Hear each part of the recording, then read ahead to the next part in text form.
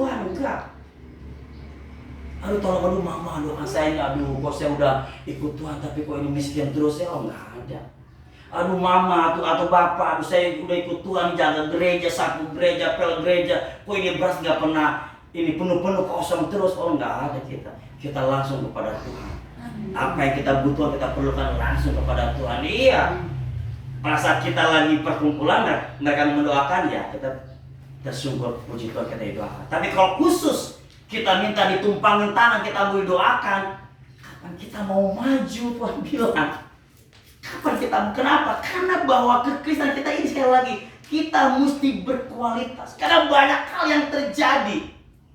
Petrus bisa keluar daripada penyesalannya, merubah dirinya menjadi sebuah pertobatan beda dengan Yudas. Pada saat dia menjual Tuhan Yesus dengan 30 keping uang perak, sampai akhirnya dia menyesal dia telah menjual Tuhan Yesus. Dia kasih ini uang kepada imam lempar lagi. Siapa suruh kamu menjual Tuhan? Ini uang kami nggak butuh, lempar saja. Iya.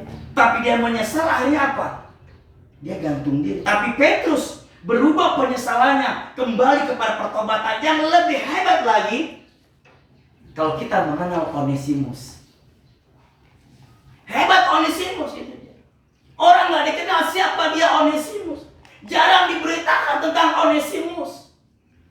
Tetapi Paulus berkata kepada Filemon, hei Filemon, jangan jadikan Onesimus ini sebagai hambamu yang biasa, tapi jadikan dia sahabat. Karena dia bertemu dengan saya Paulus di dalam penjara dan dia ada sebuah pertobatan yang militer. Sampai Paulus bilang bahwa kalau dia punya hutang banyak sekalipun, saya yang akan membayarnya. Hebat gak coba? Coba sekarang kita punya hutang, ada yang membayarin? Ya susah itu. Kalau bukan Roh Kudus berat. Udah punya hutang, beta yang bayar pun enak lengkap. Begitu. Iya kan? Malah justru apa? Atau hamba Tuhan misalnya, oh dia berdiri terus, jangan pakai dia, jangan begini, banyak. Justru terjadi pertengahan maka daripada itu Tuhan bilang, Musa bilang bahwa pada saat dia berseru kepada Tuhan, Tuhan menunjukkan sepotong kayu, Musa melemparkan kayu itu ke dalam air, lalu itu manis. Apa kayu itu? Salib kita kepada Tuhan. Bahwa Tuhan juga memberikan salibnya kepada kita supaya kita apa? Dikasih salib yang enak, nggak berat. Iya. Kenapa salib itu? Kita harus membawa jiwa. Yang dimana Tuhan nggak bisa bawa jiwa itu. Kita yang ngomong pada orang, mari datang kepada Tuhan, mari datang kepada Tuhan. Maka Tuhan bilang, dia dikasih ketetapan yang harus dilakukan. Makanya Efesus pasal 1 ayat 4 mengatakan bahwa Allah menciptakan kita, Allah menjadikan kita sebelum dunia dijadikan untuk apa? Melakukan hal-hal yang kudus, bukan hal yang cemar. Jadi kalau sekarang kita melakukan hal-hal yang cemar, bukan hal-hal yang kudus, waduh, Tuhan bilang aduh. Di dalam 1 Tesalonika pasal 4 ayat 7 mengatakan bahwa Allah memanggil kita untuk melakukan hal-hal yang kudus, bukan kecemaran. Bukan. Jadi sekarang kita berusaha menjadi sesempurna mungkin untuk melakukan hal yang kudus ya.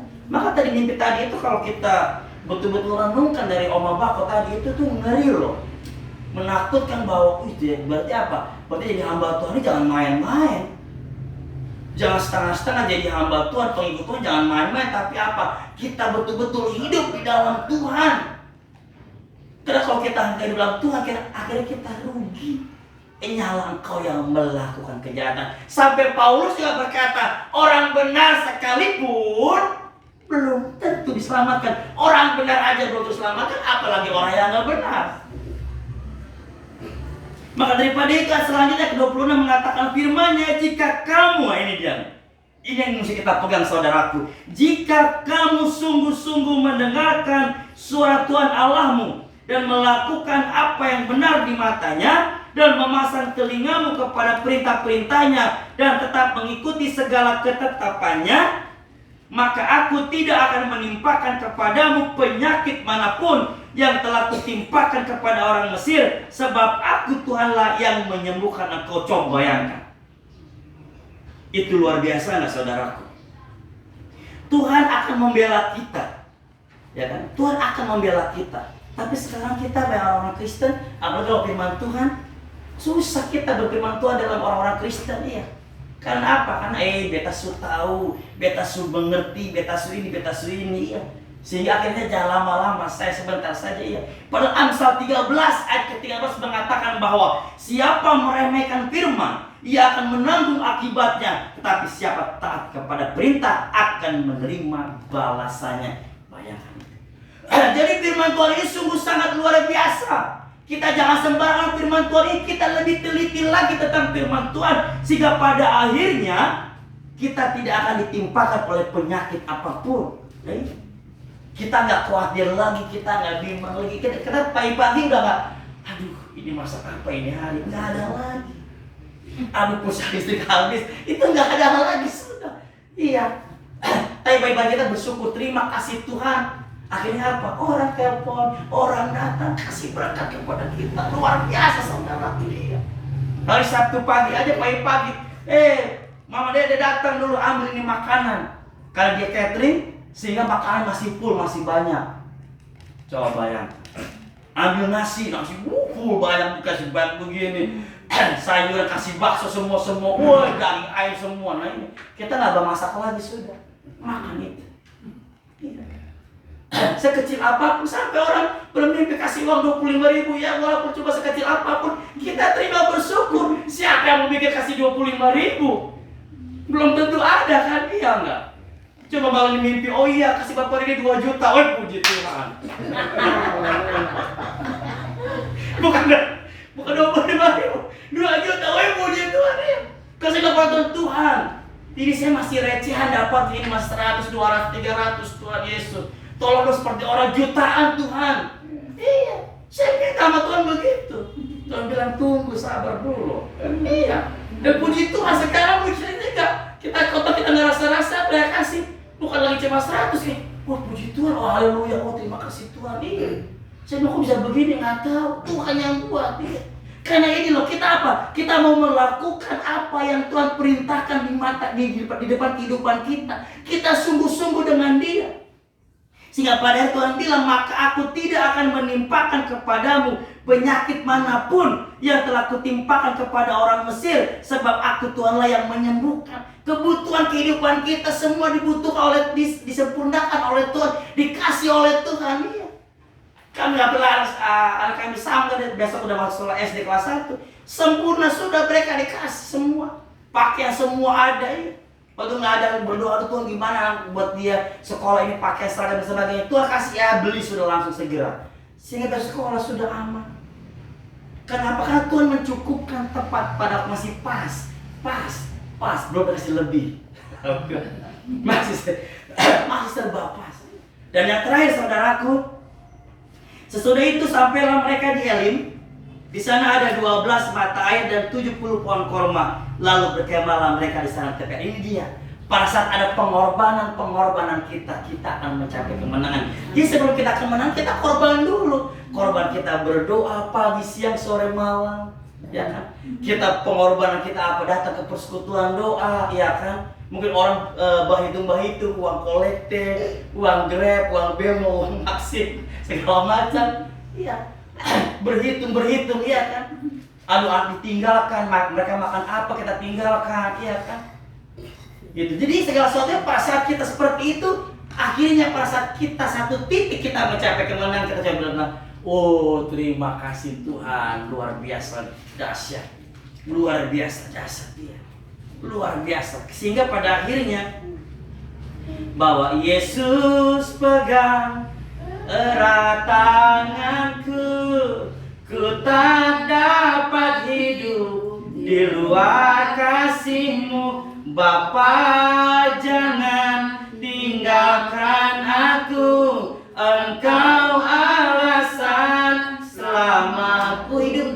Hanya Yesus alasan kita masih hidup sampai saat ini. Hanya Yesus alasan kita bahwa kita terus bergerak berjalan bersama dengan Dia. Amin. Iya. Karena kalau berpikir kalau bukan Yesus kita nggak usaha, nggak bisnis lagi, ya kan? Apalagi orang-orang pensiun kadang-kadang kalau dibuat karena Tuhan, dia malah stres, pusing. Iya. Makanya punya kita juga berdoa terus, kayak punya bendahara juga. Ini yang terakhir, kasihan dia, coba dia stroke sudah. Dia mulut berkata-kata udah nggak betul, tapi setiap pagi saya datang doa terus. Sekarang ya kata-katanya udah agak sedikit bagus, tapi tangan kanannya belum bisa bergerak, loyo, lemas, bayangkan, ya kan? Untuk kaki dia masih bisa bergerak, hanya apa? Gara-gara dia makan bakso. Belum makan bakso. Harus makan bakso di ruangan bakso lah. Ruangan bakso, makan bakso, kemudian dia bayar. Setelah bayar dia pulang, cuma ngendok sudah. Gak bisa omong. Jangan dia suami. Loh, apa mama? Apa omong apa? Sudah. Lidah sukaku. Ini masa dan waktunya umat manusia ini begitu sangat singkat, begitu sangat cepat. Ya enggak? Kita nggak tahu, masa dia lihat di video itu dia apa ya, wakil anggaran kok apa gitu di anggota dewan pada saat menyerahkan laporan ke ini anggota ke pimpinan, ke siapa itu, ke Ibu Puan Maharani, langsung jatuh. Setelah kasih ini laporan, selesai. Jadi kalau kita nggak berjaga-jaga, kita sekarang nggak mau dekat dengan Tuhan dengan berkualitas, nah ini sudah hati-hati. Kenapa? Tangan Tuhan sedang merendah suatu karya yang agung mulia. Saatnya kan tiba nanti, kau lihat pelangi kasihnya. Tuhan akan memberikan yang terbaik untuk kita pada saat kita berserah penuh kepada Tuhan, pada saat kita berjaga-jaga dari apa?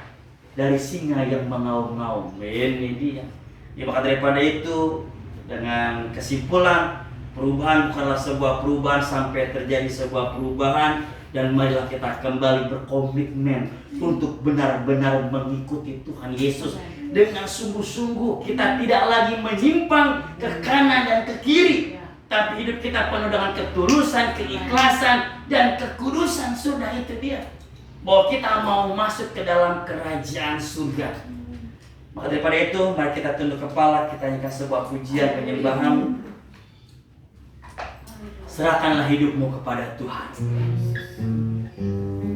sehingga dipastikan pada saat kita menyerahkan hidup kita kepada Tuhan, wow, Tuhan luar biasa, saudara. Serahkanlah hidupmu padanya, Bapa. Serahkanlah seluruh persoalanmu, amin. Sebab di dalam nama Yesus ada jaminan kekal di dalam segala perkara. Sungguh-sungguh serahkanlah hidupmu, serahkanlah hidupmu padanya, serahkanlah seluruh persoalanmu. Sebab di dalam nama Yesus ada jaminan kekal di dalam segala perkara. Berseru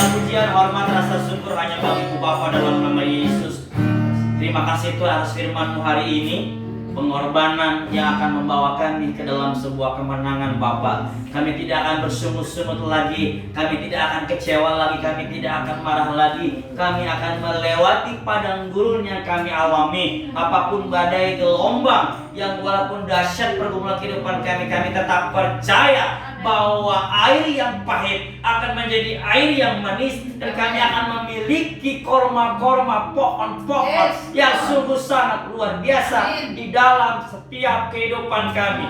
Kami akan menggapai kemenangan. Maka daripada itu Tuhan, di hari yang ke-10 di bulan yang ke-7 di tahun 2022 ini, kami percaya di tahun ini, di bulan ini, berkat Tuhan mengalir untuk kami Bapa. Karena kami tetap percaya kepada Yesus, karena kami tetap berpengharapan kepada Yesus, Allah yang hidup, Allah yang bangkit, Allah yang naik ke surga hanya untuk kami Bapa. Firman Tuhan telah selesai, hamba-Mu taburkan. Sebagai manusia terbatas, tapi firman Tuhan tidak akan pernah terbatas. Kami akan gali kembali, kami akan teliti kembali, agar kami tetap kuat dan bertahan, setia dan taat di dalam firman-Mu Bapa. Maka daripada itu Tuhan, kami mau berdoa untuk keluarga di tempat ini, mengucap syukur, berterima kasih karena anak kasih kami Roni, Tuhan, istrinya sudah melahirkan Bapa, anak perempuan yang sehat, yang cantik, yang luar biasa Tuhan Yesus. Mengucap syukur, berterima kasih untuk keluarga Manase di tempat ini Tuhan, yang memiliki 2 cucu pada Juni dan Juli ini. Semuanya itu karena Tuhan, semuanya itu karena berkat Tuhan. Maka daripada itu, berikanlah kesehatan serta kekuatan, sehingga besok di hari Senin dapat keluar daripada rumah sakit dan dapat beraktivitas seperti sedia kala. Mama Manase, Mama Anasarlet Tuhan, berikan kekuatan, kesehatan, serta karya keselamatan yang luar biasa. Kedua hamba-Mu dipakai oleh Tuhan, mencintai Tuhan, melakukan pekerjaan Tuhan dan membantu pekerjaan Tuhan yang sungguh sangat luar biasa, sehingga PNI Elohim di tempat ini akan membawa jiwa di dalam pertobatan yang militan, bertakut lutut kembali kepada jalan Tuhan. Anak-anak, menantu, cucu yang ada juga, berkat-berkat Tuhan mengalir, bukan saja 30 atau 60, melainkan 100 kali lipat ganda di dalam setiap kehidupannya. Terima kasih Abba Bapa, terima kasih Roh Kudus. Kami semua yang sore hari ini menjelang malam hadir pada persekutuan di tempat ini Bapa. Kami pastikan apapun badai pergumulan gelombang yang kami hadapi, Tuhan telah memulihkan kehidupan kami. Sakit penyakit yang kami derita dengan kuasa darah anak domba Allah, darah Yesus, Tuhan sudah menyembuhkannya. Dan dipastikan juga pemulihan terjadi dalam setiap kehidupan kami. Terima kasih Abba Bapa. Pada akhirnya meresponi firman Tuhan, kami akan memberikan persembahan, baik yang memberi tidak memberi, baik sedikit maupun banyak, untuk memperlebar kerajaan Allah. Karena persembahan yang sejati adalah roh, jiwa, serta tubuh kami hanya untuk Tuhan. Terima kasih Abba Bapa, terima kasih Roh Kudus. Dalam nama Yesus kami semua mengucap syukur dan berdoa. Haleluya. Amin. Terima kasih. Mari kita beri kemuliaan bagi Tuhan.